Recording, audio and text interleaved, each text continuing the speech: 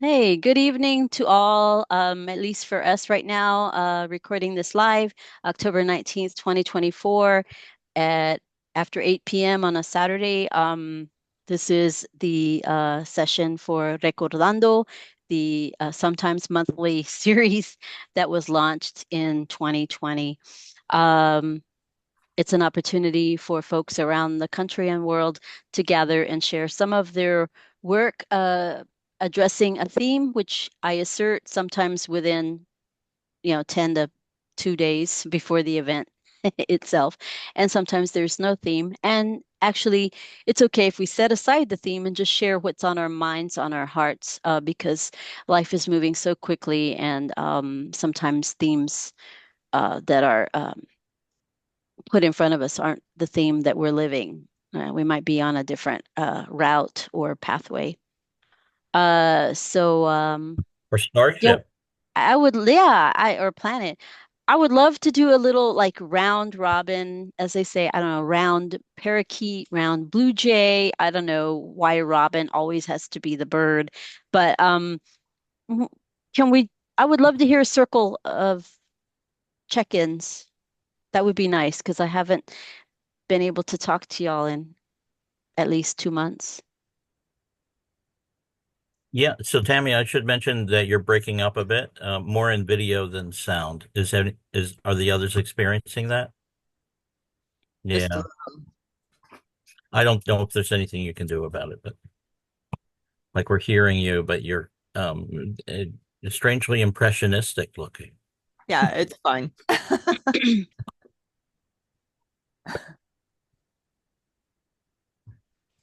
Well, this is my second Zoom of the day, and I'm feeling okay.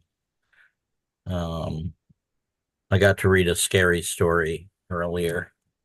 That was fun. I'm not going to read that tonight because I was rehearsing it for a few days and it seemed like a lot. Um, it's a fun story because it's scary, but then I always say it's either really scary or really not scary.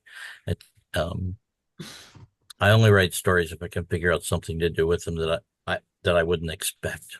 So, mhm. But,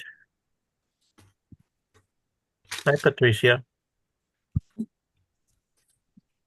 I don't I know. just left the festival, the street festival I referred to earlier. It's called Arts Goggle. I don't like the name, but it's a really cool free festival. And the band that I just heard play did a cover of a I don't know if it was New Order or some other new wave band, and that was a little bit scary because the bandmates kind of dress like Western Fort Worth style of clothing, and yet they're doing a new age, I mean a new what is it, new wave band cover, and it's just like a really interesting mashup, and the song brings up memories for me that are rooted in my 1980s new wave punk experiences, but I don't know what experiences and memories are brought up by the people that just performed it. So there's a disconnect in I don't know, like the meta experience of a song that when it's a cover, I don't know what people feel like if you see millennials doing a cover of a Journey song, you don't know what they're feeling because their experience is different from the experience you had when you saw Journey in live in concert in 1980. No, no, no, it was like 1977. So that's a little bit scary because I don't get to ask these people, what are you thinking when you cover this song? Like when people do Beatles covers or Joni Mitchell. Um, yeah, Herbie Hancock How old were the did some musicians today doing the? probably in their 40s. Oh, But it's only scary because there's a lack of control. There's this for me, like I guess that's this experience is like not being able to control other people's experience of a song that was, kind of that adheres to a specific time frame for me because I knew the song when it first came out when I was a young adult learning shit and stuff. And there's no control, you know. People eating Cheese Whiz for the first time today are having a different Cheese Whiz experience than we had when we were eating it in the 60s and 70s. And that somehow scares me. I don't know. Please discuss. Or not, don't discuss. Anybody else want to check in? I'm asking for, I've invited folks to check in or whatever you want to say because I'm excited to hear where you're at tonight. I'm just curious first, was it the clothes that made you feel uneasy about the band? No, it's just because I actually know some of these people and I know they're from like suburbs of Fort Worth and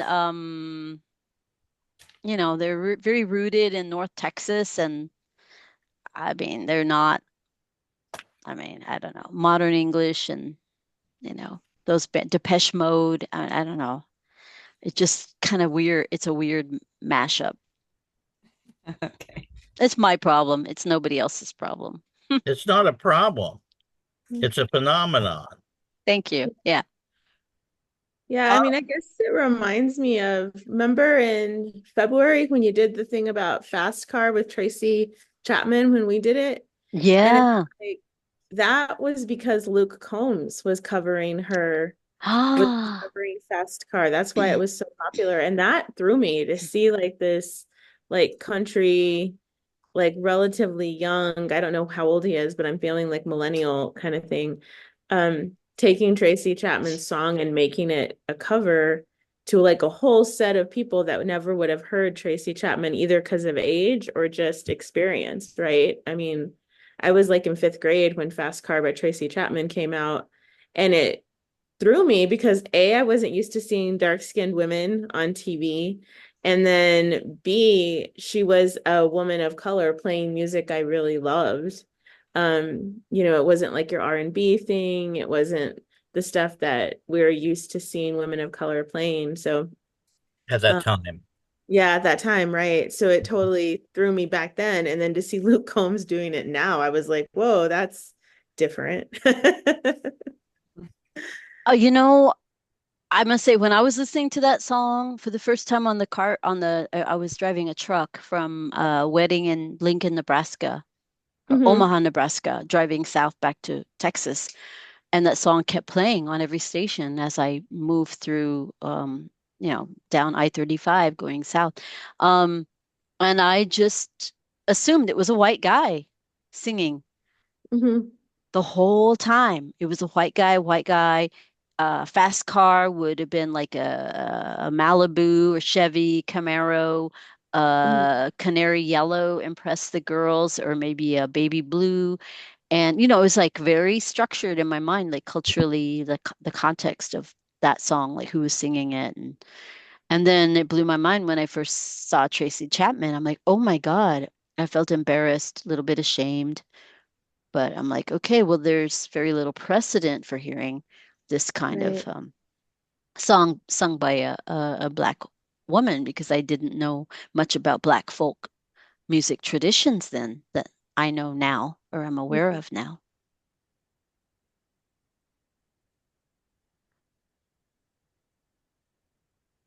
Well, we have Luminaria going on tonight.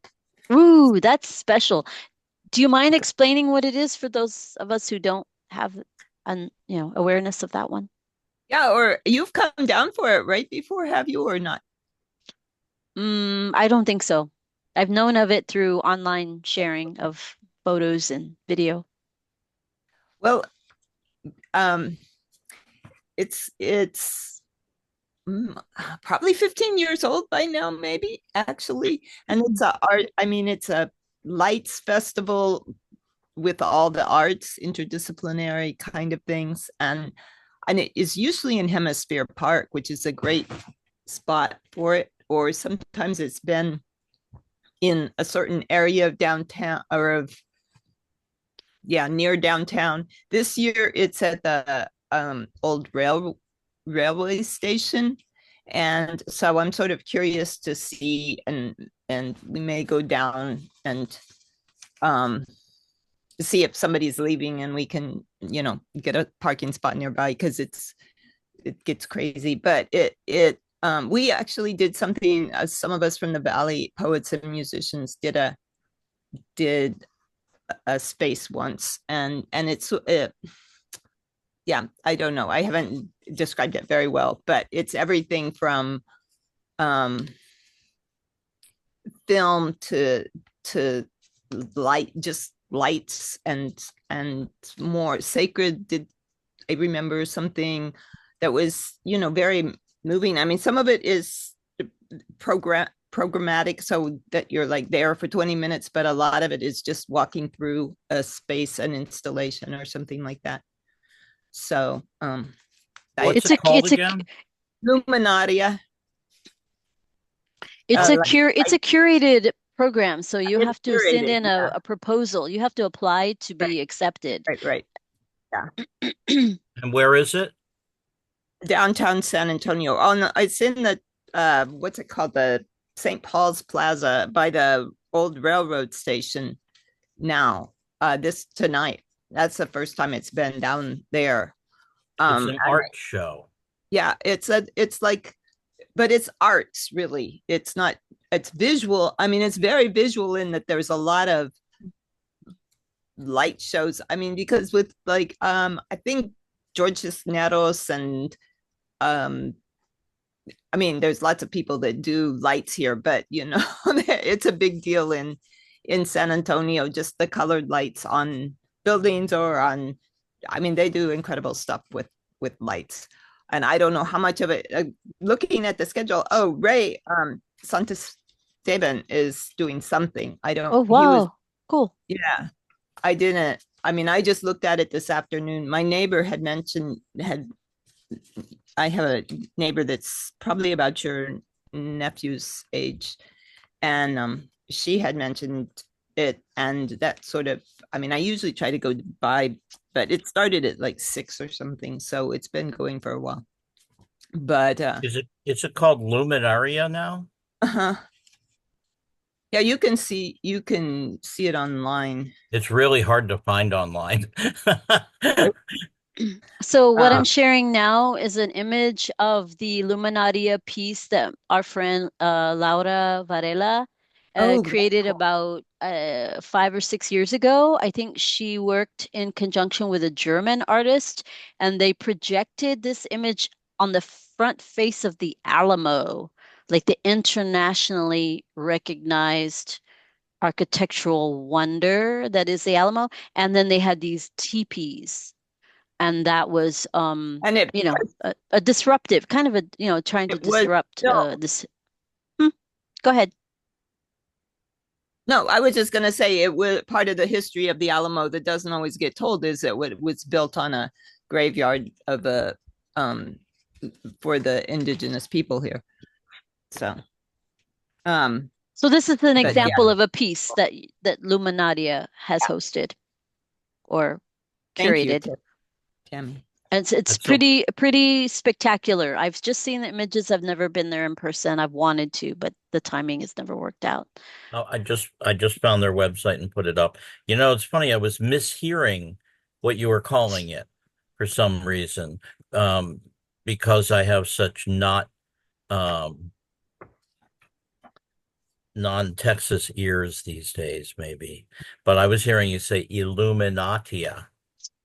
And it turned out that there was an Illuminatia art group in San Antonio. And so Huh. that had closed, and it led me to a dead end. You were saying Luminatia, and it was the sound of the R that my ears were hearing as a T, because I'm such a white boy these days. I always do funky R's. I No, do funky R's. I want that t-shirt. That's cute. I actually That's don't cute. pronounce the Spanish R's very well because my tongue is tied. I don't trill. I'm not a triller. I wish I could trill. I'm gonna shut up now. That's But I did put the website in the chat. I love that. I love that quote. I do funky R's, Kamala. I love that. Hmm. Anybody else want to check in? What's happening in your part, your world, your own world? I will. I don't know if I think uh, I don't know. The last time we met, I guess it was July. But I left the History Museum, which I'm super happy about because that was intense. And now I'm Director of Education at Museum of International Folk Art here in Santa Fe. So I don't know if any of you have ever been to that museum, but it's awesome up on Museum Hill. And I hope you get a chance to come check it out at some point. It's really cool exhibits going on right now. Wow. Congratulations. That's That's amazing. I really am thrilled though I'm that you got to excited. do your final disruptive act of getting that map put up on the walls at the other place before you left. I just am like, yes, your final goodbye. I hope the map's still up, but who knows? I hope so. I'll tell you though, because we haven't met, and I'll send it if people are interested. But my last really final act, I hope they publish it. I hope they publish it. They kind of have to, was these historical, was these historical narratives I was writing for their education website. And I did the before encounter one, and got it finished and approved before I left. And that one, I have a dream about writing either an essay or a poem or something about because I spent so much time reading about the footprints they found in the White Sands White Sands Tularosa Basin, the ones that are 23,000 years old, wow.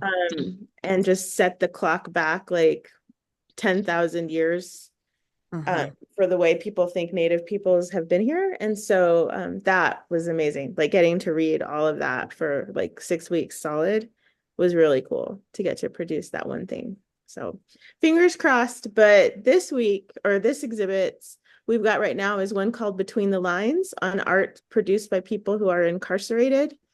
And Oh, then we've got one coming in a month that's South African baskets made out of telephone wires. That's going to be super cool. That's awesome. Who is that Say the, by? can That you say the sounds name of the familiar. museum again? I'm sorry. It's the Museum of International Folk Art in That's Santa Fe. okay. Uh-huh. Because I'm trying to look it up.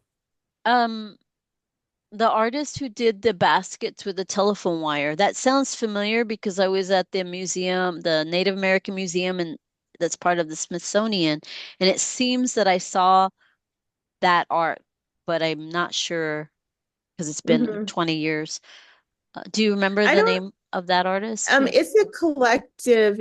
They're bringing it from people in South Africa, particularly the Zulu communities. Oh, Um, wow. Okay. so it's coming from them Oh, it's in November. African. It's And okay. then It's not we've Native got American. Got it. African. Yeah. It's South African, yeah. And then we've got Um, there were some educators that came this week from the Solomon Islands and from Vanuatu because we're getting an exhibit next June on sand drawings or sand stories that Wow. indigenous communities in Vanuatu say. So like if you Google their cultural center, the Vanuatu Cultural Center, they do this really cool stuff where they're telling a story while they're drawing in sand. So it just is awesome to see.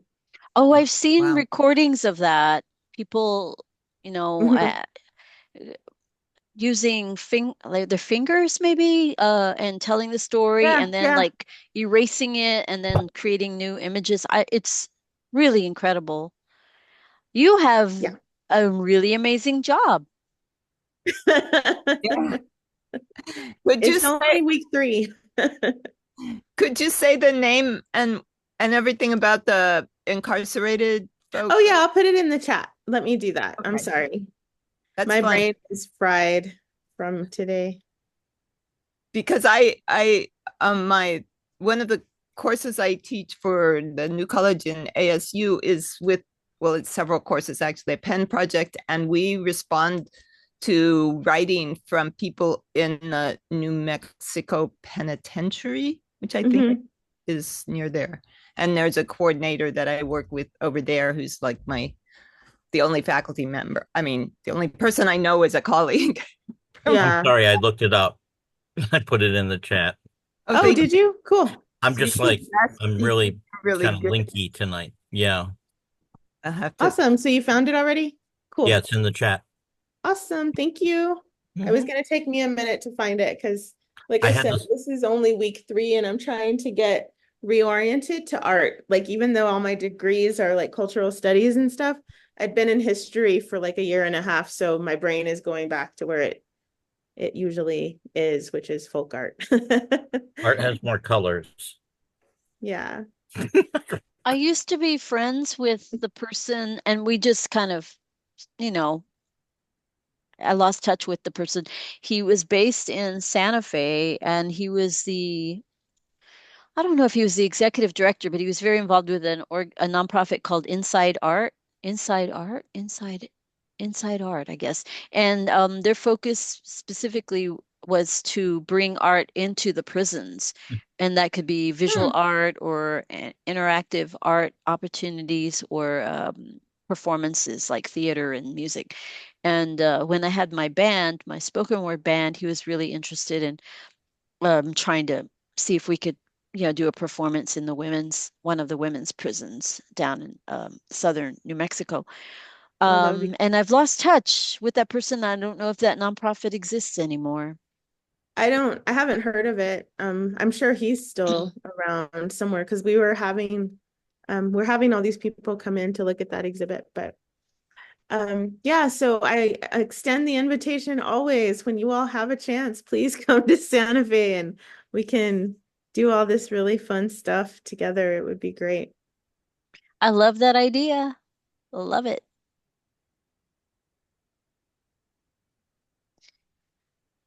Anyone else want to check in? We just did lots of good deeds this week. Still don't have work, so I couldn't afford a bus to Santa Fe. I could afford a bus across town, maybe, but yeah, did things for 3 different people in assisted living situations this week, and that Wow. felt okay. Took a friend's mom to the doctors. Took my aunt to lunch, and and helped rescue hundreds of paintings by a really prolific Berkeley artist who's not coming home again, and hundreds. Wow. Hmm. Where are they now? The In paint. storage locker, Uh-huh. but they were in her old apartment and a storefront, and they've been inaccessible for a couple of years because her boyfriend, who was, I don't know, just had gone down a fentanyl hole pretty much, Yeah. and was, not a pleasant person, was keeping everything locked up for years until he got thrown out of the space. And she was in, the anyway, it's nice to rescue like a whole bunch of us for I did it for one day. It went on for a second day. Hmm. So, hmm other than that, I'm kind of boring looking for work and writing podcasts. Doesn't sound boring to me. Looking for work sounds kind of tedious, but the writing for podcasts sounds pretty good. I'm worried about the work thing. I'm not sure somebody's going to hire somebody in their 60s, Yeah. uh, and I'm running out of cash. So we'll see. If I show up in a tent in any of your yards, um, I don't know. Don't. I even have an extra tent. I Haven't have a moved much. tent. I bought it like a year and a half ago, and I haven't put it up. I mean, it was, yeah. Um, I've been making jokes for years that my retirement plan is a tent, and suddenly this year it's really not funny. Yeah. Retirement is no. I mean, yeah, it looks worse and worse, and especially, I mean, like as a contingent faculty member, quote, contingent faculty member, you don't even have the email, that there's nothing. It's just like a cutoff from the university. And so you don't carry all that stuff. And but you also, of course, don't have all the perks, and I don't know. It's very weird. Like I don't think I can probably retire.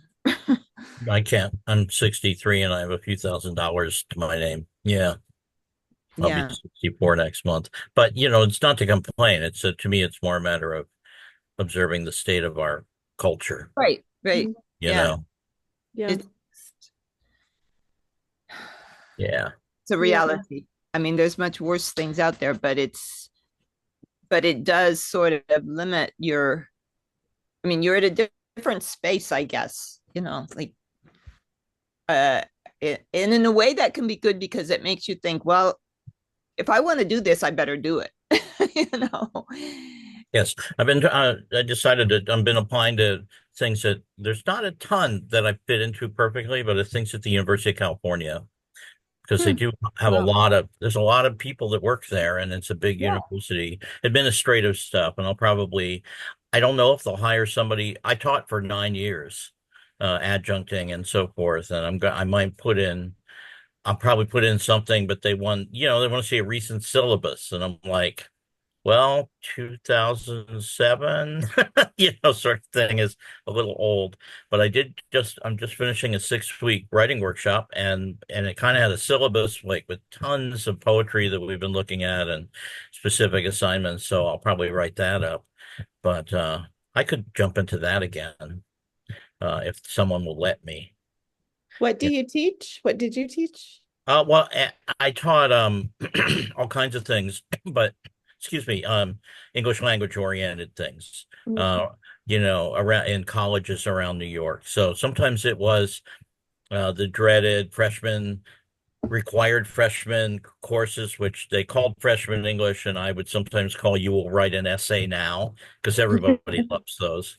But, that was always a challenge trying to figure out how to inspire people who are taking a course they don't want to do and who, been sort of taught Yeah. not to enjoy writing, which is unfortunate, but it's, not to enjoy language, a crazy thing, part of our culture. But I also taught a lot of other things, literature things, and creative writing, a lot of creative writing classes, and which of course are fun and Yeah. Well, critical I can theory. say that, if you're willing to move to a place like Espanola or Las Vegas, New Mexico, Mhm.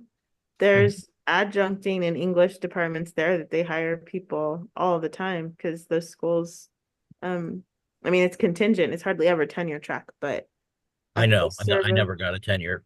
I never Yeah. got to. You kind of, at least around New York, you kind of have to be PhD now to even like be considered for a tenure track. Yeah. I worked at some places for a bunch of years and was like I can't remember what they called it, but like assistant professor, different things, but was never going to be a benefit involved. Yeah. But I just am coming around to realizing I should probably try and do that because first I was trying to figure out things I could do without leaving my house. Oh, I can do remote things. But, we're so easily deluded. Delusional. Yeah. Anyway, Well, it's beautiful if you're willing for UNM Taos, UNM Los Alamos, Vegas, New Mexico, and Espanola. Those places are always bringing English teachers in. The populations are mostly Hispano and Pueblo. hmm So unfortunately, my Spanish is pretty limited, but, I know enough to pick more up fast. And I worked a lot with ESL students yeah. too, of different sorts, but I probably know more Spanish than almost any other language. Well, as Maybe long as you know Cholo, that's really what I'm talking about. I get you. I'm filing this away in my head You myself. absolutely should. Like I said, if you all look at UNM's website, there's the main campus, but Los Alamos and Taos um, are always looking for people because people leave those places very fast. And then Northern in Espanola. Why would they leave them fast? Um, they're they don't pay very well. They can be expensive places to live. They can require a lot because they're branch campuses. So hmm like I taught at UNM Taos and it's not it's not unheard of to have like 5 sections of an English class. Same thing at Northern. You're serving a really underserved population. It's very rural. And like I said, it's Pueblo and Hispano or Chicano, however you want to say it. Mm-hmm. So you get a lot of students who don't necessarily finish and things like that. You can burn out. But I liked it. If I had been able to stay at Northern, I would have stayed. But yeah, I like it a lot. So You were teaching history? I was teaching English. I'm an Oh, English okay. person. Yeah. No, So just I curious. was, Yeah. yeah, my bachelor's and master's are in English. So Mhm. I was teaching English in those places. I mean, I loved teaching in a lot of ways. I did not like the university system. When I left New York, I stopped teaching. I was like, I didn't like New York, and I was like, I ain't teaching nobody nothing, sort of thing. But I did, there's amazing moments, even with a challenging class. I taught a lot of those, and I taught a lot of different things. And I miss the moments where you're standing in, I want to say standing in front of, but I like this more sort of thing, sitting with a lot of people, and all of a sudden you see the light bulbs going on Yeah. all over their heads, and you're like, oh my God, something just happened in the room. Like I accidentally said the right sentence in the right way or something, you know what I mean? Yeah. Or your syllabus, your class plan just works, and you're like, you know. Yeah. And on another note, let me just add, since you're bringing it up, they are going to post from the Department of Cultural Affairs an arts educator position at the National Hispanic Cultural Center. And Mhm. I would say probably about a month. Hmm. Mm.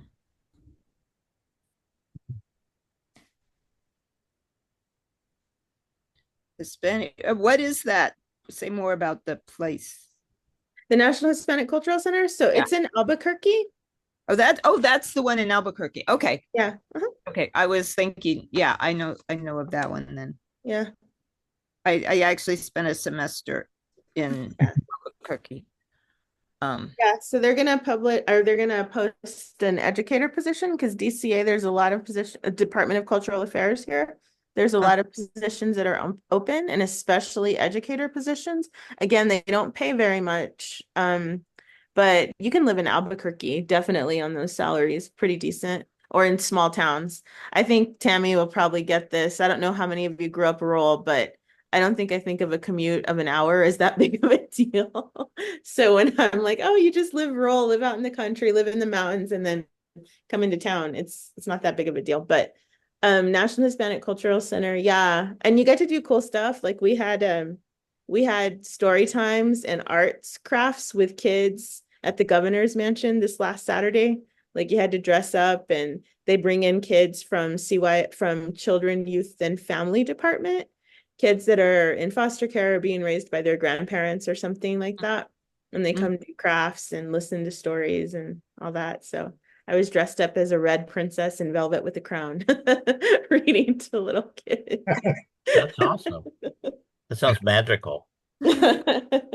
In New York City, by the way, unless you happen to be working within 10 blocks of your house, it takes an hour to commute or more to commute from Brooklyn to Manhattan, which is like 4 miles from where you might be, because yeah. that's how the public works there. It's like Mhm.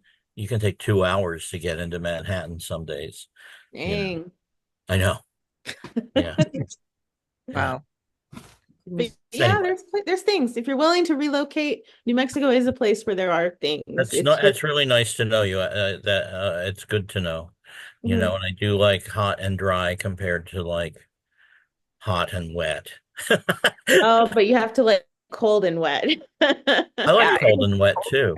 Because we're in the mountains. So Oh, that's the that's even other thing. better. No, Yeah. the only thing I don't like is hot and wet, but I'm also literally down to a few $1,000s, so I don't know how I'd even relocate. I'm kind of nervous these days. Mhm. Like, what the fuck am I gonna do? You know? Yeah, for sure. hmm I'll have to find something to sell, but all I have is like a long arm stapler.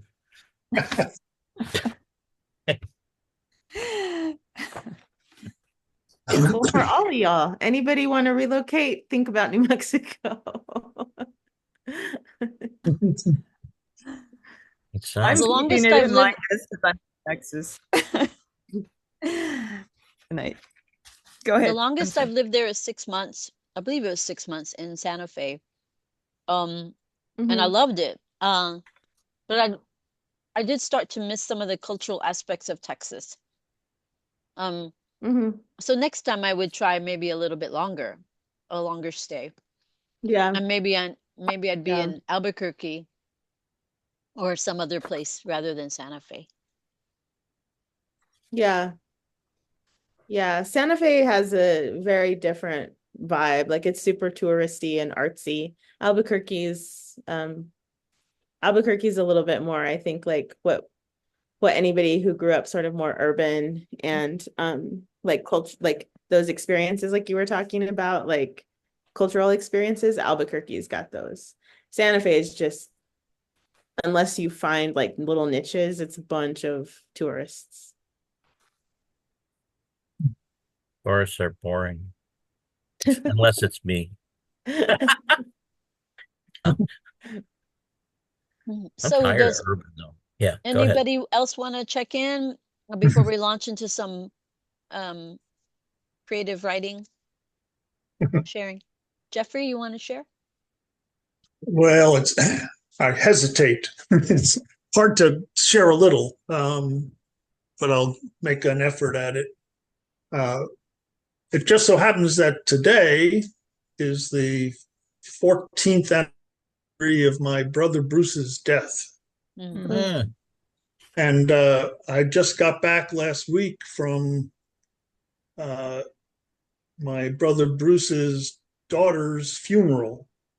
And so I need to say just a little bit about my brother Bruce to sort of introduce things. My brother Bruce is 4 years younger than me, was, um, and we grew up on Long Island outside of New York, South Shore suburbs. And my brother was born in the wrong century.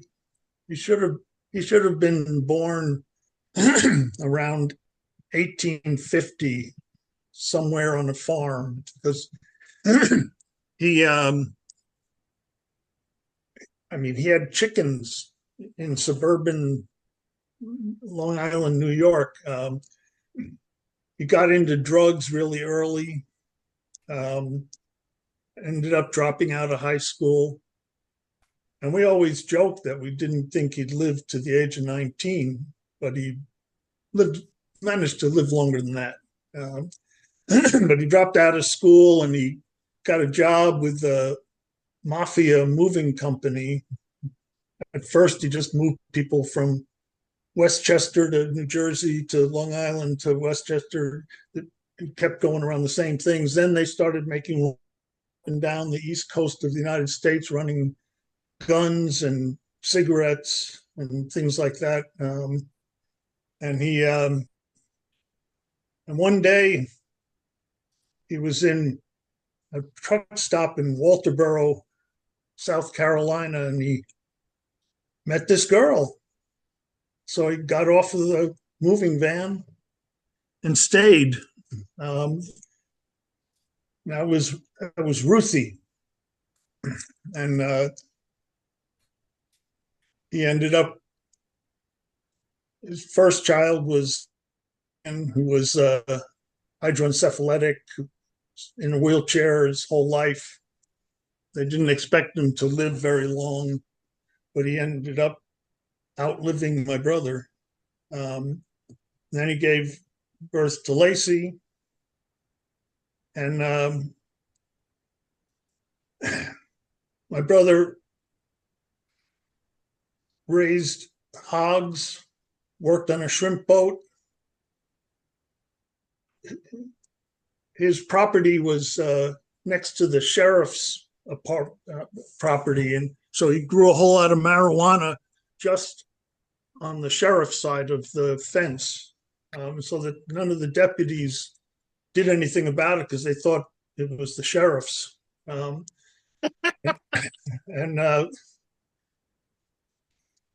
And my brother was always one of these people that everybody fell in love with him, especially women. And his wife kicked him out for his drinking, and his wife's best friend just took him in, and that was just the kind of person he was. Walterboro is a town of about 5,000 people, and everybody knew everybody. It was about 50% white, 50% black, little bit of Hispanic and Asian. And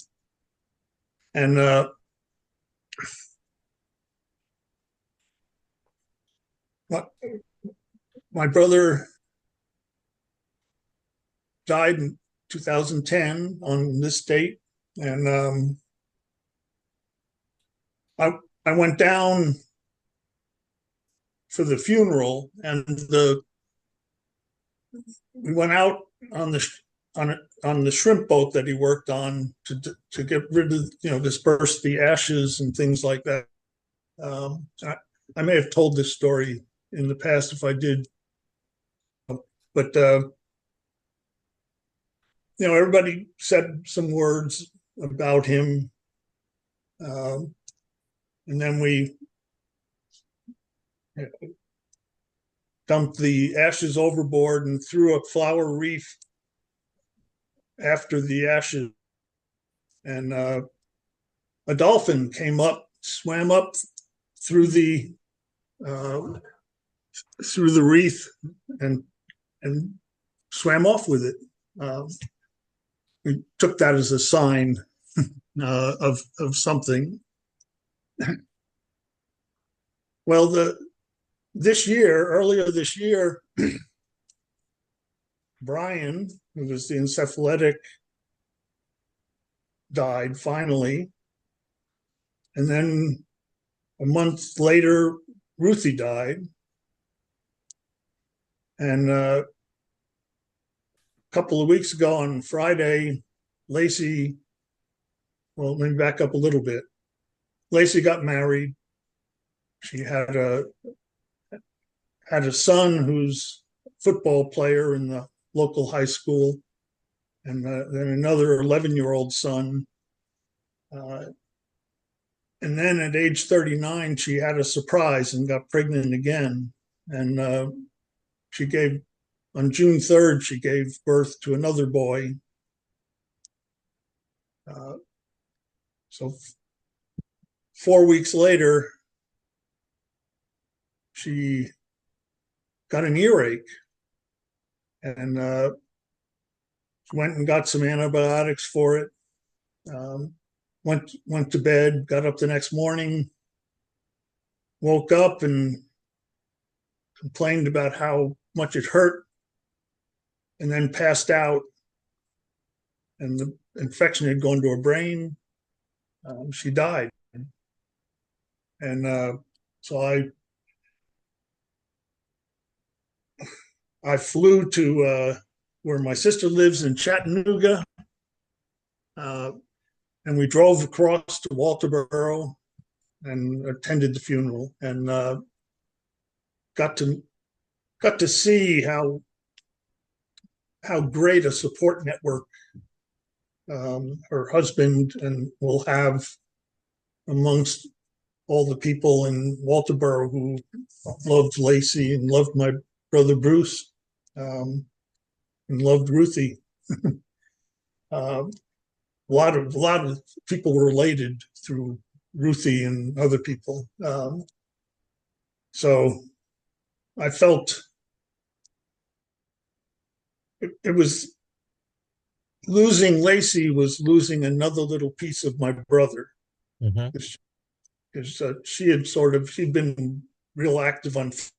It's like I really kept up with everything that was going on with her family. So to some extent, it was really useful to funeral there and see everything that was going on. But that's that's what I've been doing for the last month. uh, so, like I said, it's hard to tell a short story about all that, but uh, that particular limb of my family tree has seen some rough weather.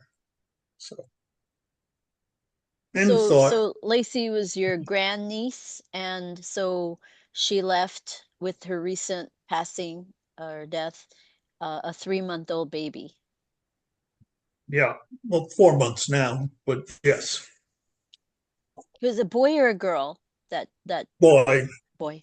I went there with two of my sisters, and my sister Jill got to feed the baby with the bottle and everything, uh, and there were lots and lots of other people um, support.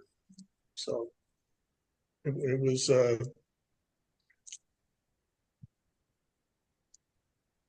it was good to see. I needed to see it. Mhm. So I feel like you could use some virtual bear hugs. Like, yeah, yeah, yeah, that's a lot. yeah. Like I said, it's been a tough period of time here. I'm hearing that a Plus, lot from many people. Yeah. because of all the floods in North Carolina, we had to go drive through Atlanta, and so it took us 8.5 hours to drive to Walterboro, and then only 6 hours going back. But so I've spent too many hours in the car recently. Are you still doing your walks now that you're back home, Jeffrey? Are you Yeah, taking those? I've gotten back into them, um, That's good. and actually I've been doing a lot of family work. I haven't the I visited my brother up in the Finger Lakes region in September, and the he gave me a manuscript, and my grandfather, my mother's father, had served in World War I, and he wrote letters home every week um, while he was in basic training, and then going over to Europe and all through the war, and those got passed down through the generations. Um, and his, the wife of the son of his brothers, et cetera, typed up all these handwritten letters into a big manuscript of, and some of it was censored and stuff taken out of it, whatever, from by the army. But I got to read all these letters about his experience of World War One. Just amazing. You know, uh, so I've been lots of focus on family. Uh, I was really happy a week ago to get my mail-in ballot for the November election, and I filled it out and took it to the post office and gave it to the postal person. uh, so I've turned away from politics and towards family, and that's what I've been focusing on. So I end hope. of Hmm? end of thoughts. I There's hope you're something being. I feel pretty strongly about right now, and I'm going to say this for my benefit as well as if it benefits you, then awesome. And that's that these worries and concerns that come up about feeling like different tendrils or limbs of the family tree are getting severed or becoming extinct or dropping off the trunk, or having financial setbacks and woes and worries, and about job stability and gainful employment um, for people over the age of 45. Um, I I want to be sure for myself that that those concerns, when they arise, when they surface and become big in my day or my life, that they don't eat up or consume the opportunities and the possibilities and the you know the the need that I have to do art and to create and to express and to archive my work and to hold on to the stories of family and to make sure that I'm storing them and archiving those things. And that's important work too. It's not never or rarely Mhm. uh you're never compensated for doing that work, but it's so important. And so I'm trying to balance, the dealing with putting out fires. I lost my closest cousin last uh Friday, and I'm gonna miss his funeral this coming Friday, and I've been asked to do a reading, but I can't be there because I have to do a performance in Dallas. So there's like feeling of obligation, feeling like I'm not doing enough, feeling like I'm not putting family first. It's just there's a lot of uh, confusion and kind of tension. Um, anyway, it's just important to me to remind myself that even if it is I'm trying to navigate these issues, these problems, these setbacks, these sad losses, that I have to keep doing the work that's important to do before I leave my bodily form. And right now it's like archiving, documenting, trying to get my mom's stories written down, and some or archiving in a better way my brother's, like his prison letters. I have a bunch of his prison letters to me, and I want to be sure those things get saved and honored and preserved, etc. The theme that came up in my mind the other day, Los que trataron sin llorar, came to me because of a comment or a post that Kamala responded to on Facebook, and that was very moving. And I almost asked, is it Greg Harmon, for permission to share his photo, but I didn't have time to do that. But I wonder, Kamala, if you might speak to that, or did you do any writing about that moment that that happened earlier Beyond this what I week? wrote. Yes, beyond, You mean about the the tree. photo about the tree? Um, and I can't even remember exactly what I wrote. Did you do a screenshot? Oh, no, I didn't. I wanted to. I wanted to do lots of things, but I didn't get to do that. Maybe I can dig it up real quick. It's on Greg's, yeah, it's on Greg's page. I mean, but yeah, I think part of what was in it for me was that I mean, just things happening, but one of the things was that this I heard a noise outside, a crash, and went out, and a big branch from my neighbor's tree. It's an old Arizona ash tree, but it goes across a couple branches, went across my front yard and sidewalk and stuff, and one of them had fallen, and it was sort of up against another one. um and the crazy thing was that it was rotted really just at the trunk, sort of. I mean, where the branch met the trunk. So it was not, the one that fell first was not even, like, there was all of this green.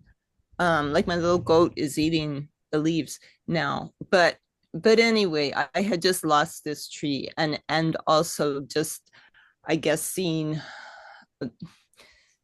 what we've made into wasteland so many places, and so it was very, seeing the photo that he had taken, which was a beautiful photo, but there was something eerie about it. It was it was almost the kind of beauty that you see in the balm or something like that, and so it was sort of hauntingly uh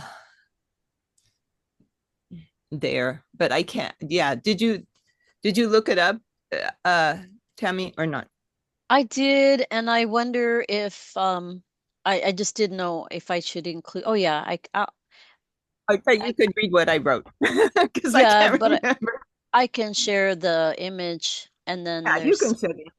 Sure, he won't care. You heard that they got this wonderful grant, right, for deceleration?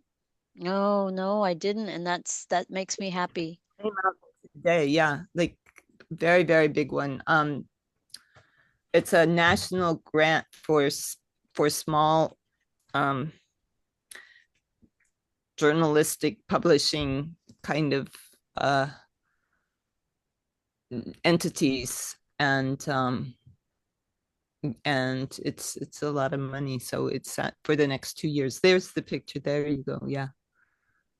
um and it was, yeah. And your comment was, to me, the tree. Oh, do you want to read that? Okay. To me, the tree is a channel of communication, as is your photo, of course, about the dire neglect in which the tree survives in an extreme climate wasteland, sublime aesthetics and horror at once. Yeah, that Wow. was part of, my tree, or my neighbor's tree. When the person came to cut it, I mean, they were great, actually, the people that cut it, and also knowledgeable, and they talked about how hard not only the freezes, but then the heat and the drought has been on the trees here. So um that was what was in my mind. Huh. A lot of people in pop culture are familiar with the line, the rose that came up through concrete. I guess that's a Tupac Shakur Mhm. reference.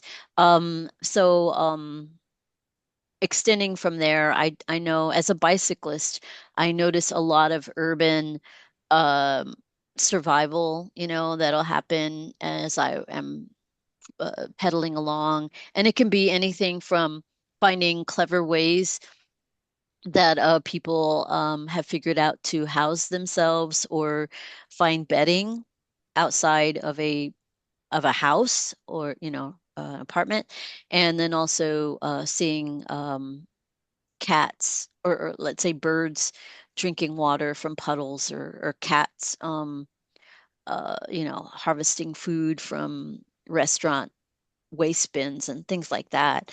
um I just you know I deplore the conditions that make life so hard for these sentient beings, but I also celebrate the resilience as I'm pedaling past, knowing I can't fix things for people. I cannot come in, with a huge, pool of money to change things forever. I can help mitigate. Sometimes I offer food. Sometimes I get off my bike and sit and talk to somebody for a little while and offer suggestions or tell them about resources they may not be aware of.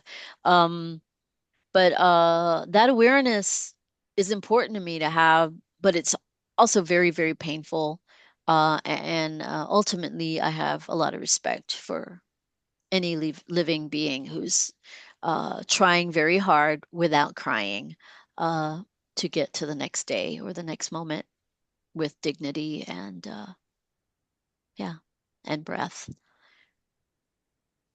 I Mhm. I uh I loved that picture, and I mean, I've always been a someone who kind of likes and plants more than animals in some ways. They may not be less violent, but they seem less violent. But I have a feeling that all of you, or maybe not, may already know this book. I might have mentioned it to you, Tammy, when we talked earlier this week, but I just read an amazing novel called The Overstory. You guys know Oh, this? we don't. It's from 2018. Maybe I should look it up and put it in the chat. The Overstory by a guy named Richard Powers. I've never read him before. It's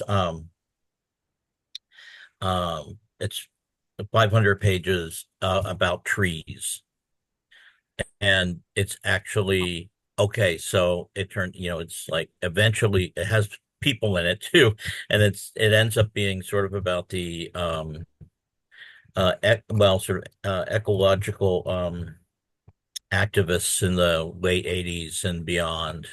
Um, and which, yeah, that's the book. Um, really a remarkable novel.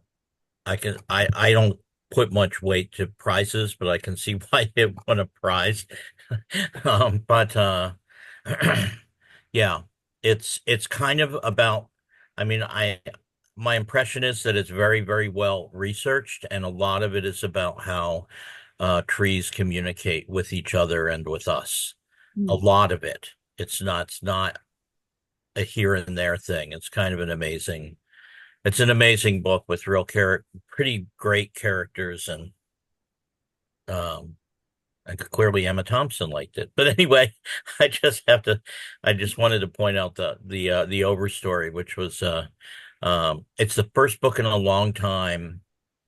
And I've read some good books recently, especially since I've quit the video watching.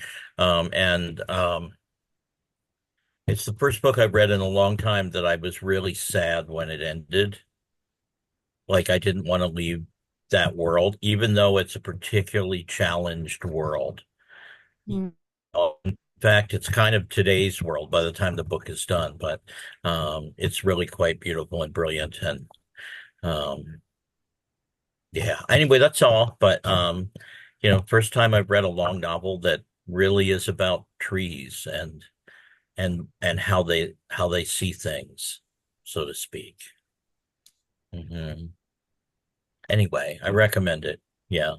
If you can't read a book with any violence at all, then it might be tough, but it's not that. It's not. I had a friend say, "Is there violence in it?" And I was like, "It's about a lot of things, including human life and struggles." So yeah, there's some here and there, but that's not the core of the book in any way, unless you want to say violence toward trees, and there's a lot of that.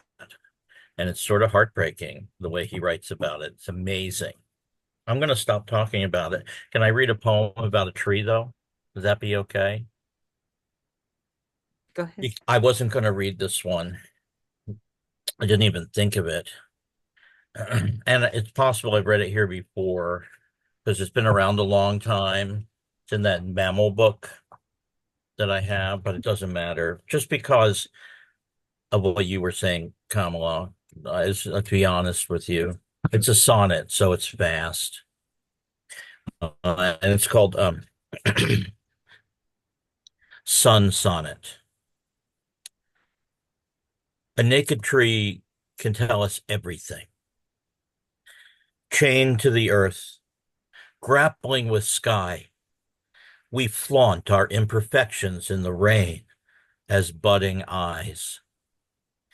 Craven and verklempt, it's all we can to writhe stolidly, faithfully arching vesicles toward luscious liquid, toward saturated air, toward instant light.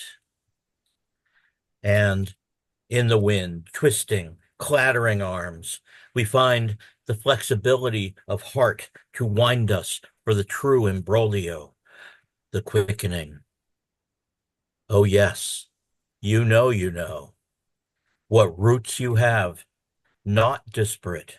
Reclaim the mortal trunk we have and have again, pulled upward, out, beyond our living ken. Wow. Sun Song. And where that's published in what? Oh, it might be in a, I just can't remember if it's in any period journals, but I have this book that came out a year ago called Mammal. Okay. Oh, it's in Mammal. Okay. It's in the third section of Mammal, the last section, I should say. Because we still have trees that are threatened heritage trees at Breckenridge Park, and people that are so concerned about them. I mean, Yeah. that's the trees and the birds, and that's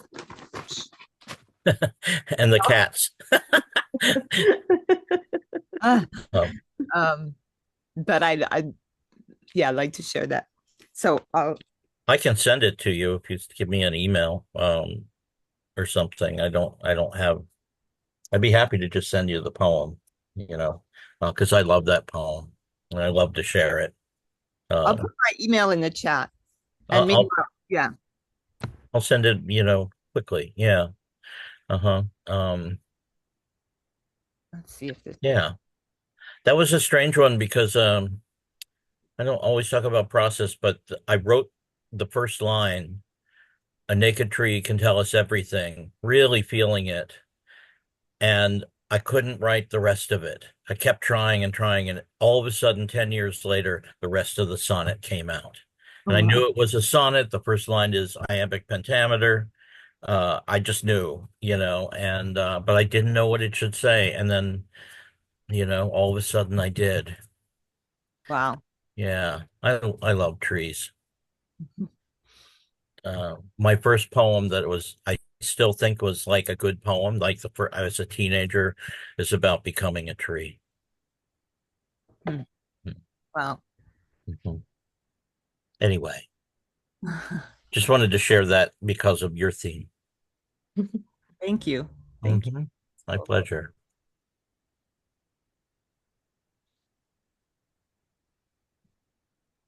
Would anyone else like to read? I have a poem that's going to be in La Voz. That's for the Dia de los Muertos thing. I would read it at some point. Do you want me to go ahead, or do Isn't you want that issue already out? I think I got it in the mail already. it? Oh no, that was the okay. That was the previous issue. Yeah, I think the Dia de los Muertos issue is yet to come. I guess. Yeah. Yeah, I don't think I've gotten mine yet. Yeah. Please go ahead, Kamala. okay. So if you've read them before, I've written a few Katrina poems for Gloria, and she asked me for one about a week ago, and I didn't think I could do it, but then I did. I mean, I've just been very busy. Whatever. Anyway, hey, it's me, Katrina. I'm back. Summoned by Latinas for Kamala. Yes, that squad from San Anto. I'm back as a cat lady for Kamala's campaign. Puss, too. I'm with the uncommitted folks who say we don't yet have an admin caring enough to vote for, but we got something existential to vote against. I came for the birds to commemorate the 5 years since the December assault on the egrets at Elmendorf Lake. Bird Island, Atzlan, lives on, and I'm back. I'm here to get to work. Want to help? Kamalamos. We shall not, we shall not be moved. We shall not be moved from all the rivers to all the seas. A confluence of truths flows again. We are free. We are free to love, to live, to choose our children, our faiths, our identities. From Yanaguana to Palestine, the Diablo discovery doctrine dominators will try to wall us off from our lands, our kin, our water, our avian ancestors, our wildflowers, and our bones beneath. Pues yo soy Katrina, here to sing your songs, drone your chants. I'm down with the struggle, walking in the park with La Bird Lady at Breckenridge, watching Woodlawn's baby birds fledge and fly off despite board bangers and pyromania. I'm Katrina, here for my indigenous gente, first peoples of the planet who have led La Lucha for the climate since before Genesis. Yanaguana's lucha, led by the cormorant, is in the courts headed to La Suprema, where we have that new judge, Katenji, to help Sonia make things right again. Our lucha is in the UN's tribunals from Africa to Australia, Asia to the Americas. We and they come to call out the genocide, to rebuke the ecocide. We stand with those who truly represent us, who demand our country ships bread and poppies, not bombs, and offers to help rebuild and heal people and land. Our lucha is with the people and los streets, is with the students and profes camping and teaching in on campus. Yo soy Katrina, here for a confluence of truths across lands, from tributaries to rivers to seas, for all the peoples traveling life with the birds of Aztlan. Thank you. Thank That was you. beautiful. Thank you. I love your Yeah. love for the land there where you live, Yanaguana. I love that.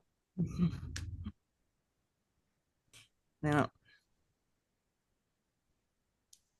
I sort of like persona poems. I hadn't written any. I mean, I don't write them very often, but it's somehow a way to make it a more hopeful poem, I guess. Than it's like assuming uh, a spirit or something that is fun to do. Mhm. So.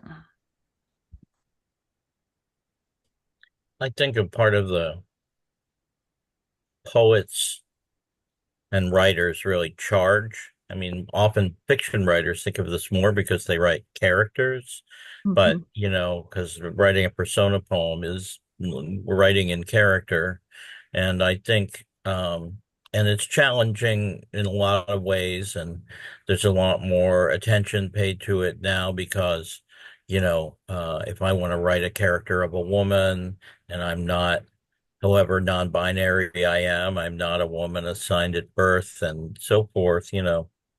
Um, at the same time, I think part of the poet's charge is deep empathy.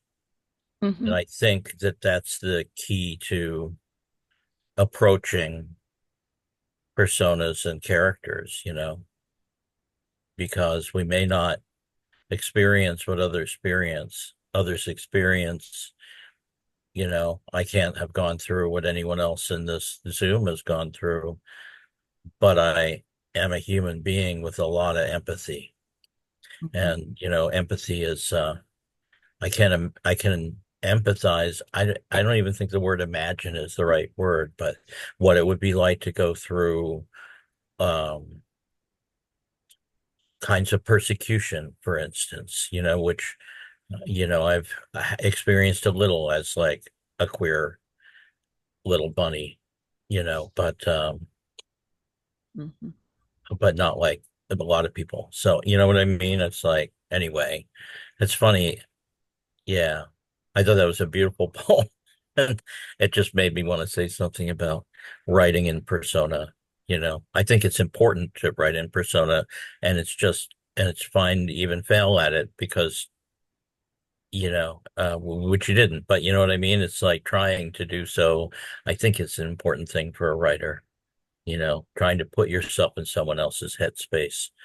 Um, I mhm. think the importance of deep empathy has never been more prominent for us than now.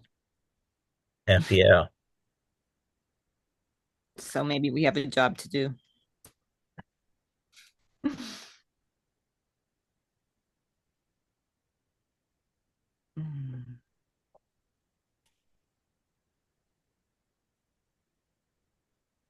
I want to read some things, but I can't find it. Didn't have time today to look around for what I want to read. Um, but I'm listening, so Maybe if we take a break, I'll look. But how are y'all doing? Do you want to take a break or do you want to keep moving? I can read something if you want to look while Please. I read. Go. Yeah, yeah, Yes, sure. No, please. no, I I don't want to need listen I while don't you need to read. break. Go ahead, go ahead.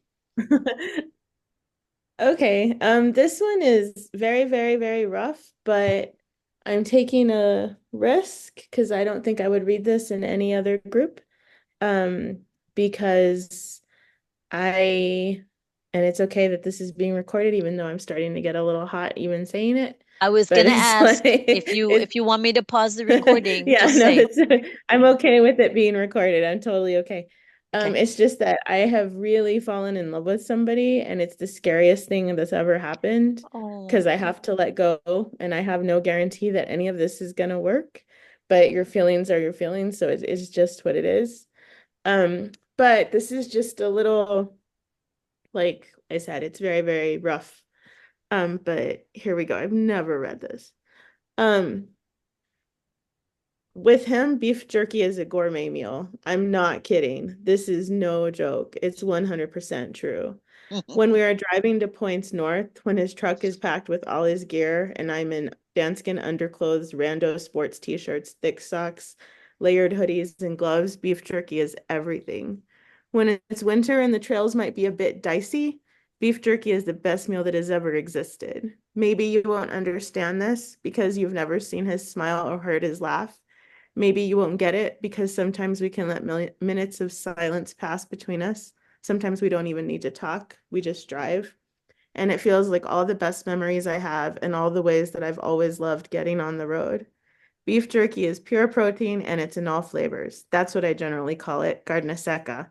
And there's my favorite, which is green chili with lots of manteca or grasa, not sure of the right word. Following a close second is just straight out black pepper. There is the Vihil's brand that you can get at the CVS, and then there is this brand, I don't know, but a bit fresher that you can find at El Paisano. It doesn't matter. What matters is the road and the sky. Sometimes it's bright blue, and against the bare trees, it looks even brighter. Sometimes it is gray, and all the rocks turn the color of oxidized iron. And sure, sometimes a steak or some green chili stew or a breakfast burrito sounds amazing. But I swear to you, when I'm with him, when we're in his truck, when we're driving, beef jerky is all I need. Okay, and now I'm hot and gonna cry. Oh. But that just, Oh. yeah, You needed that. Bravo. yeah, that makes me very anxious. That's Oh. scary. Mm-hmm. It Mm-hmm. is. It is scary. Mm-hmm. You feel like you're going to lose your footing. And, Mm-hmm. I know. You seem like someone who stands pretty firmly, though. It doesn't feel like it, but sure. But sure. I'm just, Yeah. hmm Yep. Well, Well, here's some hoping. mhm. Hmm. Oh, it's so nice going into the winter holidays to have somebody, right? Are you feeling I that? hope so. I don't know. I really don't know. This is so So I new. can't control anything. I can't like I this is I have no idea what's gonna happen. That's the scariest part is Mhm. feeling out of control. Mhm. Yeah, it's a second by second thing. For now, with you guys, it's an hour by hour. But usually it's a second by second. I had a nice moment in that piece. I loved that piece. I think it's a good wherever it's at, it's going well. But I had a really nice moment in it where you're in the truck and describing the sky. And you're like, it seems bluer because, and then it's gray and the rocks change color and so forth. And I don't know why. I'm just letting you know that that particular moment was and it felt so strong to me, And I was thinking, well, that's kind of because of your where you're at, the situation, because it does make you more sensitive to colors. But, you know, it reminded me, this is totally a tangent, and I'm sorry, that if I ever owned a house, which I never will, I would paint it a color that that was a blue gray, so that when the sky was blue, it would look gray, and when the sky was gray, it would look blue. Yeah. It's, this person is a fly fisherman. And Oh. so, um, if anybody comes up here in the winter, um, there's a part, it's happening right now, but it'll be really strong in December, where if you go up a certain elevation, all the aspen trees have lost their leaves. And it's just these tall, skinny, like trees up against the bright, bright, bright blue Mhm. sky. So there's that. And then the oxidized iron rocks was, I think it was November last year, but we were up by Taos by the gorge in the river in the Rio Grande. And it was freezing cold, but this guy does not let nothing stop him from fishing, like nothing. So it was so freaking cold. And the sky was gray and the water was like just going, fast. And since we were at the bottom of the river and you know, you can see it wasn't quite the gorge, it's before the gorge starts, but we were way far down and it was super gray. And like Taos Pueblo, like Taos means red willow in Tiwa. And so all the way up and down the river, there's these red willows that in the winter just get redder because there's nothing on them. And so it made everything look like oxidized iron, like all the rocks, everything just looked that color with the gray clouds above. And it was just freezing cold. So it was like the way you almost think oxidized iron would feel. Just it was so cold and so red and so That's gray. beautiful. Yeah. Wow.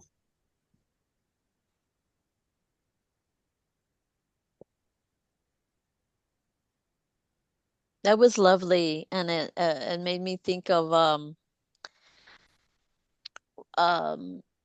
it took me to a memory I have of being on a Greyhound bus. I think I was returning to Fort Worth from San Antonio, and on the bus for a little while, different passengers sit next to you, and they'll jump on in Waco and then get off at Grandview or wherever the stop is next. And you kind of you can ignore them, avoid each other or have a conversation. And for a little while, there was a young male sitting next to me, and we talked a little bit, and he offered me some fresh beef. Well, it was jerky, but it was venison jerky. Oh, And nice. he'd been down to I guess the San Antonio area to go deer hunting with I think it was his father-in-law or his grandfather. It was a family member, and it was really sweet that he shared that with me and then offered me some. And I remember wanting to write about that moment, or just my openness to not being like, rigid and unaccepting Hmm. of something that's different, or not sizing him up as, just this white male in Wranglers and cowboy boots and a ball cap, and that I had nothing in common with him when I like jerky, and the venison jerky was really good, and it was so sweet and no strings attached. It was just like, you know, we're next to each other. Have some of this. And Mhm. it was just sublime. It was sublime. And if I'm lucky enough to have a moment like that once a day, I mean, that's just the making of a really satisfying adult life. And also it just, you Mm. know, being able to connect with somebody and have so few obligations to each other and no sizing up in a way that we become rigid or stay rigid or to opt out. I mean, I never knew of that term opt out till recently. Usually I just have been, growing up and saying yes to everything, and now I'm hearing, opt out, opt out. I'm like, really? Like, some people just don't participate? Is that always gonna be an option. That's it's too bad because then people are gonna be given a way to avoid and sidestep some great possibilities. Anyway, I Mm, was thinking of that too while you read. yeah. Yeah, Greyhound. I mean, I grew up with beef jerky. I grew up with carne seca, piñons, all that when we'd go on road trips when I was a kid. But after doing the Pueblo food experience, the cookbook, it's like we did what do you call it, venison and buffalo jerky all the time. And it was like it's something that's really an elk that it can sustain you. It really can sustain you. Hmm. I And I really like the buffalo jerky. hmm yeah.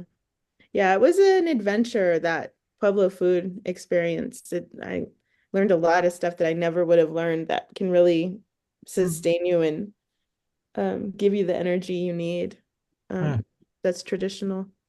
Are you referring to a specific published book when you say Mhm. Pueblo food? Um, Yeah, it's the book I wrote with Roxanne Swensel. It's called The Pueblo Food Experience. It's a book we did after 3 years of only eating pre-contact food. So it was me wow. and people from the Pueblos up north. Well, other people, but it was That's natives. amazing. Yeah, it was all indigenous. We did this thing called the Pueblo Food Experience. Her son had diabetes and like high triglycerides and all that. So he did this thing where it's like, let's eat what our ancestors were eating before the Spanish came. And then that was when I was teaching at UNM Taos, Richard. So things can happen. That's when I was teaching at UNM Taos. And I had been in Providence, and that's where I'd met Roxanne's daughter, Rose. And so when I moved down here to Taos, Rose was at Santa Clara. That's the pueblo they're from. And I started working like on that diet. And we did all this really cool stuff. We went and gathered salt at the salt lakes. Um, Oh, we did yeah, we did all this really cool stuff. So that's what we And did. this is this if I Google it, I can find it. Yeah, it's from New Mexico. I think it's museum. UNM? Yeah, it's from UNM Okay. Press, and it's I don't know if you guys know the artist Roxanne, but she's amazing. She's really she's an amazing artist from Kapa Owenge. And so it was her, people from Chisuki, people who were Navajo or Dene, somebody who was, where was he from? San Carlos. Um, and then Chicanas, like it's just something we were doing for Native community just to see what would happen. how Hmm. long ago was that, Patricia? 2016. Hmm. It was published in 2016 and we started the project in 2012. That's phenomenal. Oh, props. Wow. Now I just want some jerky, but I actually couldn't. I haven't had jerky in a very long time, and I actually couldn't eat it because my Well, I'll teeth. tell you the best recipe in there. I mean, there's a lot. There's like, butternut squash soup and all that. But with the best, easiest thing, and this is something that me and this guy, like I introduced him to it. I mean, I didn't introduce him. He just had never put it together. But it was pumpkin seeds, so roasted pumpkin seeds, piñons, roasted sunflowers, and dried cranberries, which I substituted dried cranberries because what we used in the actual book was currants, because those are a little bit more native to this region. But Hmm. it's a really good trail mix. That's one of those things, like I always have a bag of it, and it's really good if you're more on the vegetarian side or something. It's really, really good. And I I know went that. out picking piñons like a month ago. So this is another thing where I got big old bags of them.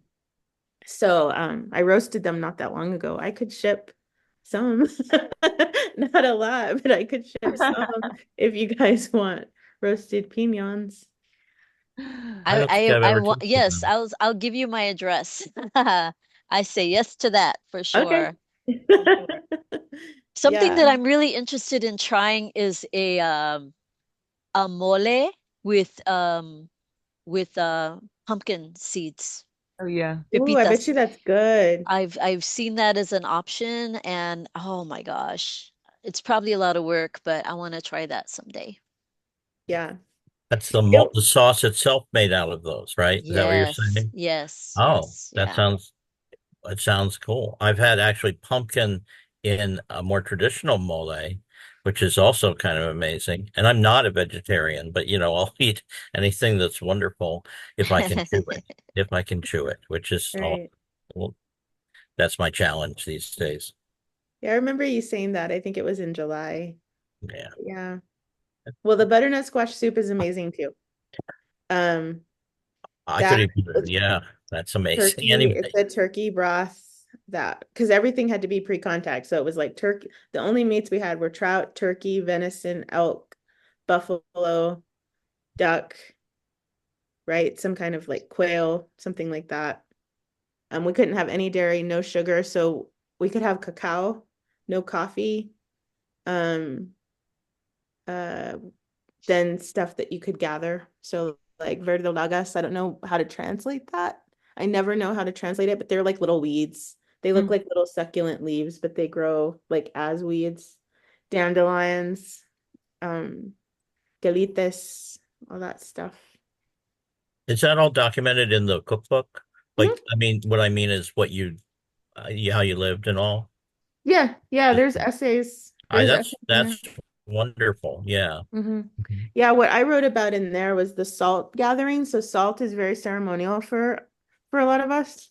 And I Mhm. say us because I finally figured out this last month what pueblo my ancestors are from. Oh, So it's ancestral. It's not cultural. I didn't grow up in the pueblos, but I finally figured out which one we are from. And so there's these stories about Salt Woman leaving the pueblos because the kids weren't treating her right. So she gets all mad and she leaves the pueblos and goes south. Um, and that's where the salt lakes are. Like I don't know how well you know, um, like Estancia. So like I'm gonna say an hour west of Clovis. There's all these salt lakes, maybe 2 hours west of Clovis. And so the tradition is you go down there and you gather your salt, but it's all trespass, blocked off, whatever. So we went as a group and gathered salt. So my whole essay in that is about gathering salt. Mhm. it sounds amazing. I never have eaten elk. I was like, when you were listing the things, I was like, what of those have I eaten? But elk was definitely not one of You've them. eaten trout though, right? You've eaten trout. I've eaten a lot of the things you mentioned. I Yeah. mean, and buffalo meat gets around. I just don't know how good or fresh it is. But you know what I mean? But Yeah, totally. for instance, and I don't know if I ever had quail. Maybe. When I was We a also have nanny in Aspen, I was just supposed to be a nanny, taking care of the 5-year-old daughter, but eventually I ended up being asked to clean and cook, and I just, I went along with it. It was just an experiment. I was there 6 months on that position, and that was a long time considering how many other nannies had had been hired and then quit.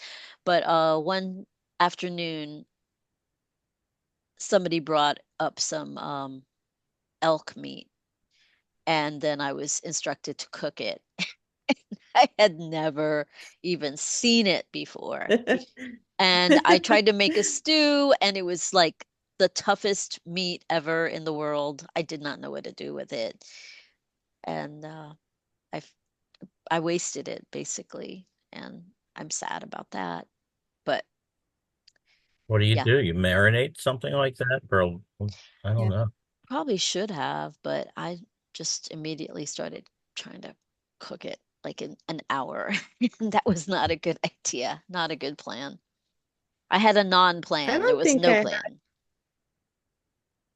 Yeah, the only way I've ever done it when it's not already ground elk, because you can actually get ground elk here in a lot of the stores, but you just chop it in little pieces for like elk stew. Hmm. So like You that. can get ground elk in stores. Is it wild hunted elk? Is it wild elk or are they actually ranched? I'm gonna, I really don't know because it's the co-op, so I don't know how Um, they get it at the co-op. I don't know how they would. just curious. Yeah, how they would do that. I know some of the buffalo meat is ranched. Yeah. Mhm. Hmm. What does that mean, ranched, when you say that? I might have made that up. You Raised on probably ranches. did, but it's the legit best expression I've ever heard, where it's just they're raised on land Yeah. Mm. to be meat, to become that. Because when Roxanne and Marianne, so if you read that book, the most amazing women are in that book. So it's Roxanne and Marianne Naranjo.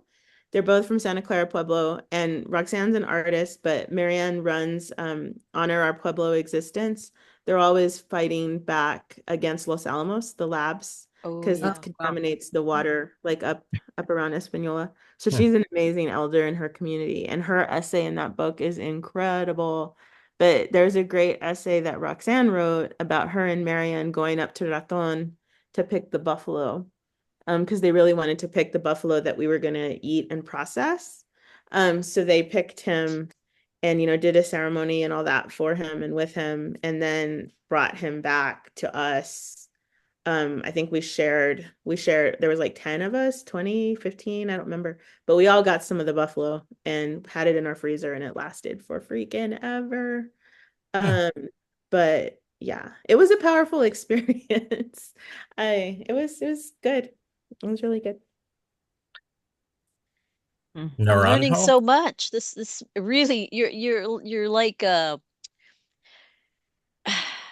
Yeah, Naranjo, I'll try to. courting us to come visit you in New Mexico with all these luscious ideas and recipes and food ways, etc.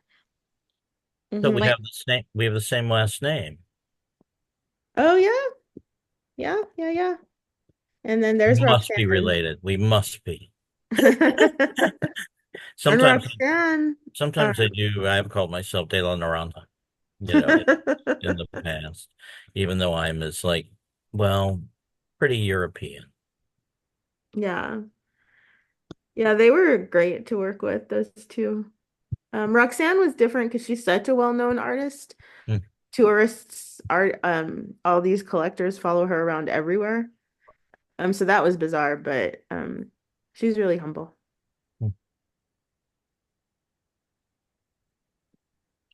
Probably why she's good. Hmm. I feel like humility is essential to good art. That's Absolutely. just me. I mean, confidence and humility is a great combo. Well, if you like YouTube, I think it's on YouTube. She's got these great stories because her mom was an anthropologist named Rena Swensel, who got in a lot of trouble for saying stuff she probably shouldn't have said, like about the Pueblo, like stuff that she shouldn't have been sharing. But Roxanne talks about in her videos sometimes how she had some kind of speech impediment, or maybe she was really shy or something like that. And so she would make figures out of clay for her friends. And so that became this thing that she has where it's just these amazing sculptures that that are all over the place here. Um, so yeah.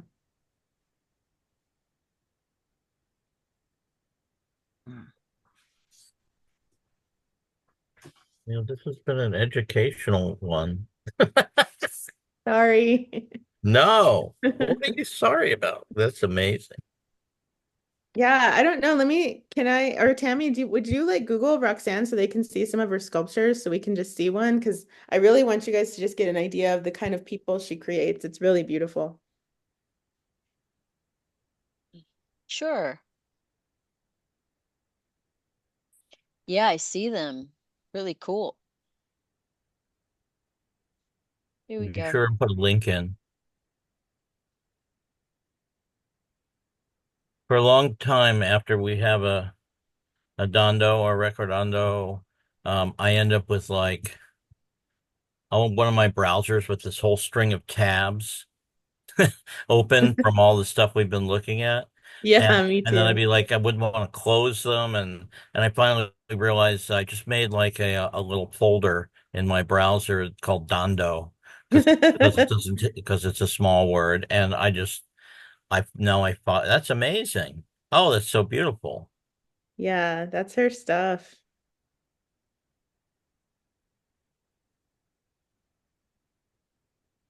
Oh, 32 inches by 31. Wow. That's beautiful. Hmm. I'm very impressed.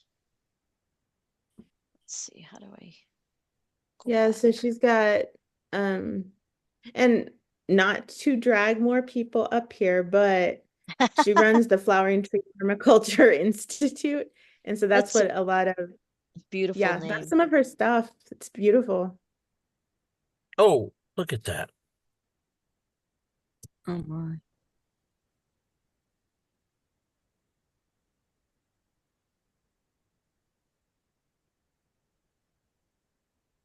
I would follow her too. This is from 2003. Looks like pumpernickel bread. It looks so edible. It's just really It's uh, amazing. Like she built rich. her, I'm sorry. She totally laughed at me, but we were working on all this in her gallery on the cookbook stuff.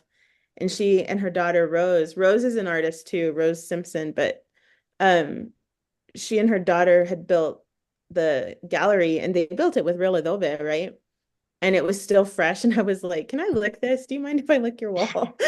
And she was like, no, go for it. Because it was just tasty. Mm. There's the image I wanted to see. Hmm. Damn girlfriend. So Yeah, she has a powerful. permaculture institute and they have Adobe building stuff out here in Abiquiu for women. Wow. So they do that too. If you ever want to come out here and build some como se dice, hornos or bread ovens and things like that, because we built bread ovens, we learned to grind corn, like all the stuff. Hmm. My nephew's just getting home from the street festival. Awesome. Party boy. I also looked her up. Hi. So He stayed a little late to hear a Nirvana cover band at the festival. So Oh my God, don't say that. That makes me feel old. That there's cover bands of Nirvana. yeah, What? yeah. I heard some neighbors talking about it. I guess they knew the band was going to be playing, but yeah, yeah. Yeah, this is so rich. Oh my I put gosh. Roxanne's Thank website you. in there Thank too you. because I was lifting myself. Mhm. Thank Also because it's gorgeous. This isn't what I Yeah. was going to read, but I'll read it because it's available. And there's going to be repetition because there's going to be repetition. It's very rough. I think I started this piece when I was taking was it writing digital storytelling for new media or whatever it was called. Um, can y'all hear me okay? I feel like Mhm. I can't hear myself. Who's hungry? She yells into the night, and sailing out the window go the fork knife and alabaster rice.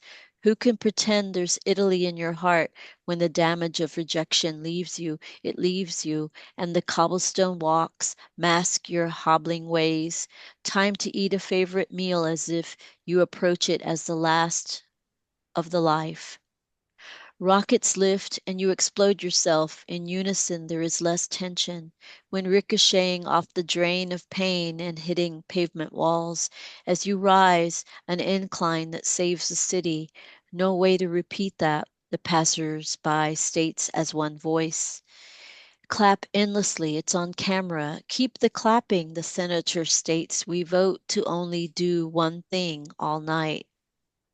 Above the rooftops, like a Chagall in blue hue, she feels decadent, gallery worthy, and finally spots the little car, her excuse for a partner, putters around in gig to gig. She spits in that direction without care, really, and swivels her head to the cows lowing in the lower register of her unnoticed sweating. sweaty screams of joy, of terror, of endless recognition of the ebullience of a new lift in her life, resurrection for the savable, a new page for a strange new day.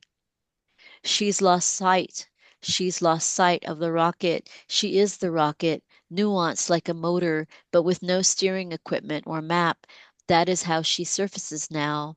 The skies open up to her ecstasy, and her fingers touch the nothing of eternity, of joy, of terror, of endless recognition, of the ebullience of a new lift in her life, resurrection for a strange new day.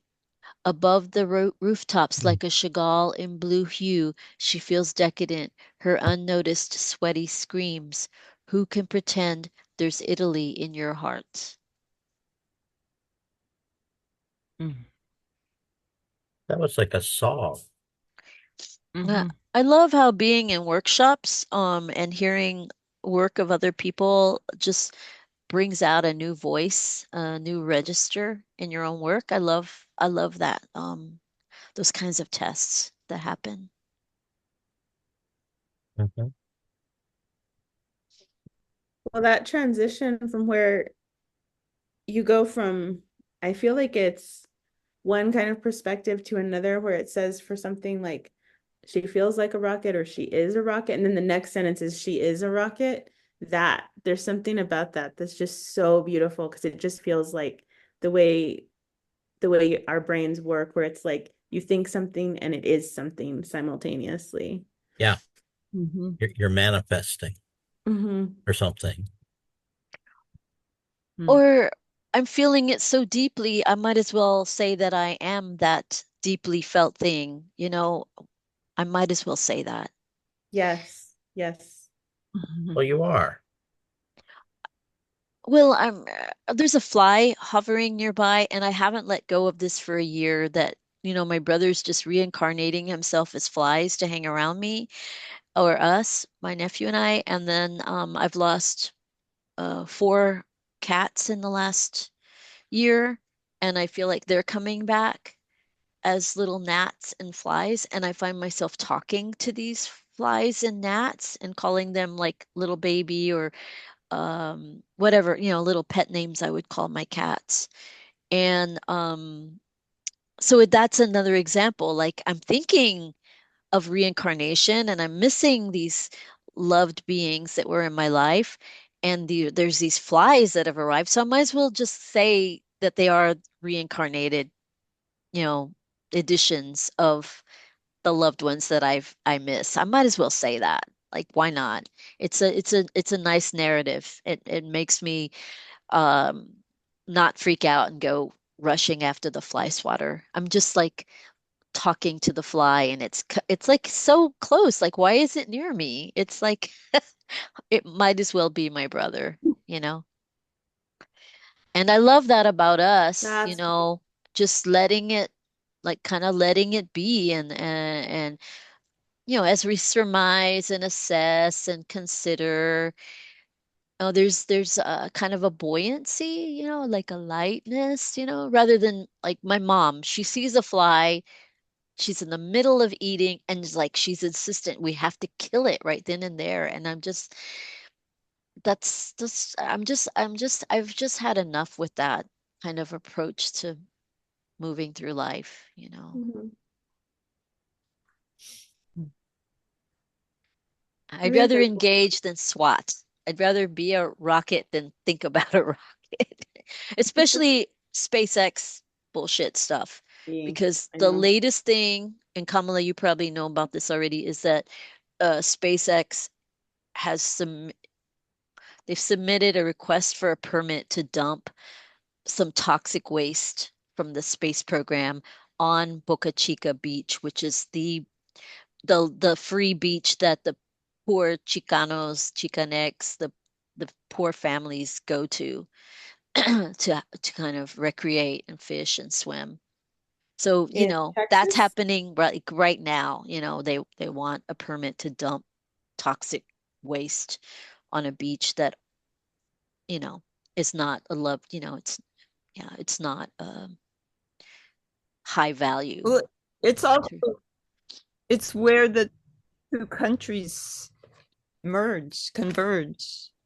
There at Boca Why the Chica? fuck would you put toxic waste on a beach? I mean, what the fuck? I Okay. hope we're recording still, but really, on a It is. beach? It is. Yeah. Oh, we could put some on the beach and some in the water, and yeah, because it'll kill more things. Yeah. Well, it's like um targeting the nuclear plants in Iran, which Yeah. is yeah. Evil. Mhm. Yeah. Time out, killers. Time out. My Yeah, gosh. yeah, our species has a sort of an evil problem. Um, really could use a therapist. Or What a is that? bird. Oh, Hi. So next weekend I am performing in a festival called Burning Woman, and it's an annual. It's maybe this is the fifth time they're doing it, and it's a performing arts festival on the theme of saving the planet. It's eco performance art, and I proposed my piece, and I'm contracted to do it, which is why I'm going to miss my cousin's funeral next weekend. And I still haven't rehearsed very much. And I'm letting myself be on edge and be scared because I guess that's my piece is supposed to include a lot of that, being on edge and being scared and gluing feathers to my hand, my arm. So mhm. just Rehearse. send me good You can be vibes. on edge and rehearse. You can be I on know. edge Yeah. and rehearsed. But I haven't had time. Like after this, like I want Yeah, to eat, talk to my nephew, but if maybe I can try to get in some rehearsal time, I might end up reading my text from a laptop screen. I don't know what I'm gonna do, but I don't know. just It's yeah, okay. do some of that tonight. You'll love yourself for it. Is there going to be recordings of some of the performances like yours? I don't want mine recorded. And based on what I have so far, I'm not even promoting it on, social media. Like, come to my show. I'm not even. It's just it's for me, I guess, with the audience that witnesses. But yeah, I think they will. In answer to your question, yeah, they do record some of it or part of it. I Mhm. mean, do they have like a YouTube channel or something like that? I don't remember if they Yeah. have that. It just sounds very interesting. Very cool. Just go and kick some anti-eco ass. Okay, that's easy. Oh, it's easy. I have to say, when you showed that picture of that bird, I don't know if my connection is just a little bad or it was blurry or what, but when you showed it, I thought it was a fringe shawl. Oh, it does look like a fringe shot. I thought it was a dancer. It's the orientation of the photo. Oh, I Yeah, see. Yeah. Huh. See it, because that doesn't look right. yeah, Mhm. It's this. yeah. I love the colors. I just really love that. Mm-hmm. That's why I have it here next to my computer because I'm all about the bird right now. The bird. Mhm. And the little melody I sing is volando adentro la casa, volando adentro la casa, a ver qué pasa.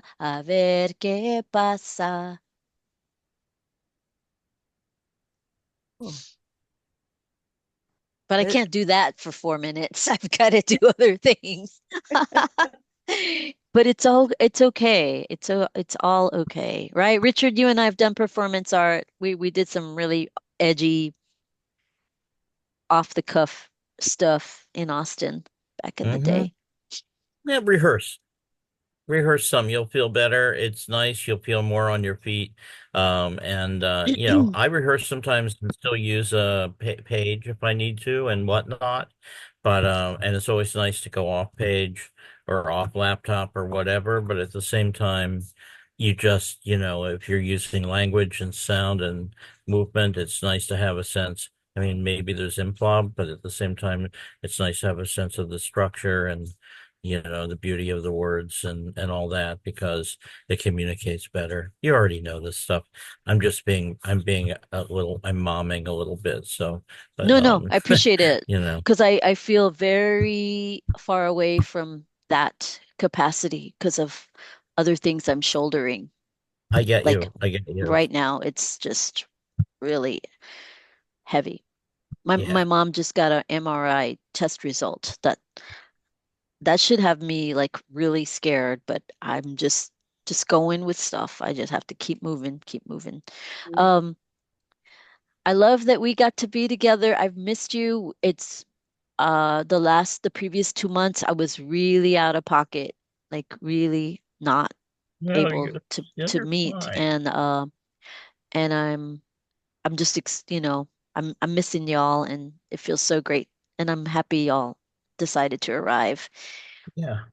Well, next month will be the fourth year birthday of Dondo, and I won't be able to make it because I did end up with a reading at exactly the same time, but it was the only time and date they could get that was decent. And it's for, to release a second edition of one of my books, and I've never had a second edition of one of my books. So, Nice. Congratulations. yeah, That's thanks. really great. So he's the one called Unit of Agency, and it'll have five new poems, additional poems, and Nice. I really just wanted to get rid of the typos. I was like, can we please get rid of these like five typos that are in here? And they're like, well, you have to have a new ISBN. Oh, I'm like, you're kidding me. And so that one thing led to another, but that's kind of cool, and they agreed to make the price less. So, Good. so it'll be $5 less for five more poems. And but what I'm really concerned about is, Jeffrey, are you taking care of yourself? Because you've been through a lot, and I keep thinking about this all night. Hmm.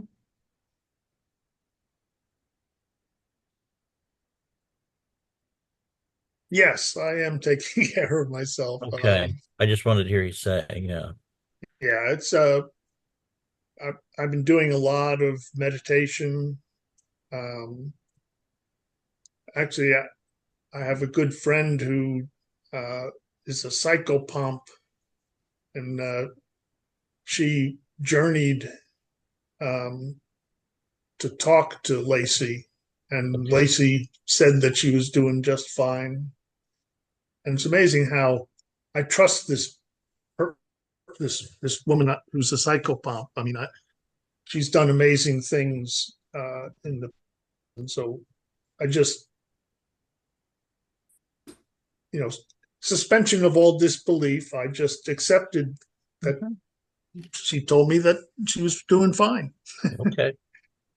So That's good to yeah. know. Mm. I have a feeling Richard, that release from all this mortal shit. Yeah.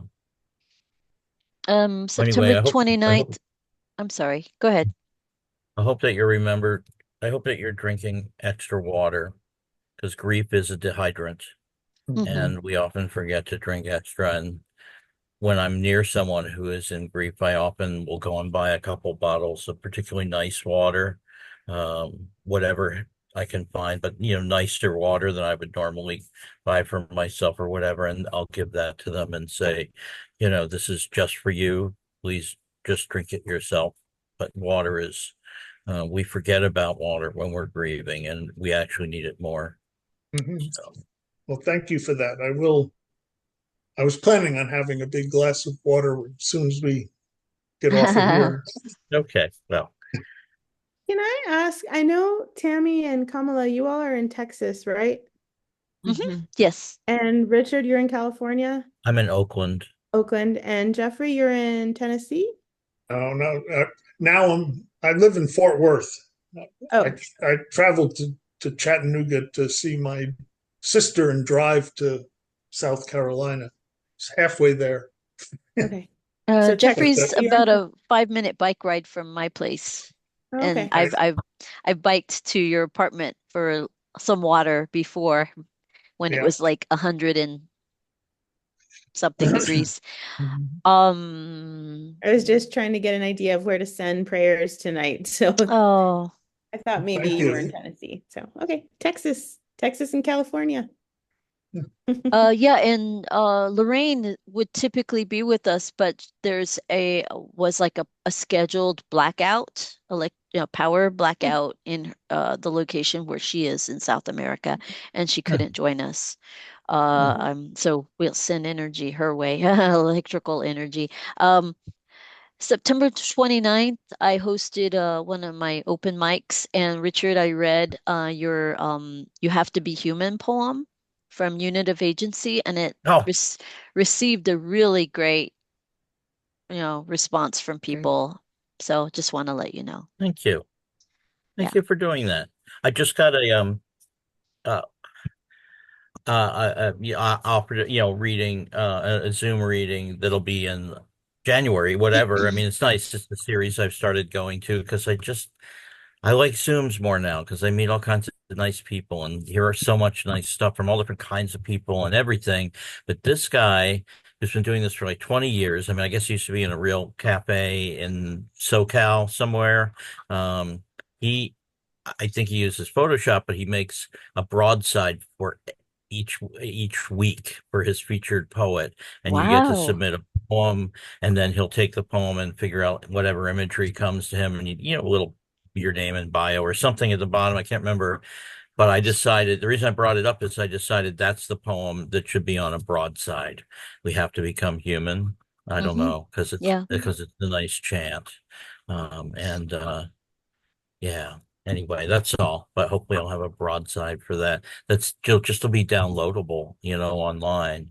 It's not for sale. It'll be like you can download it and print it out or look at it. So that's kind of cool. Anyway, enough about me.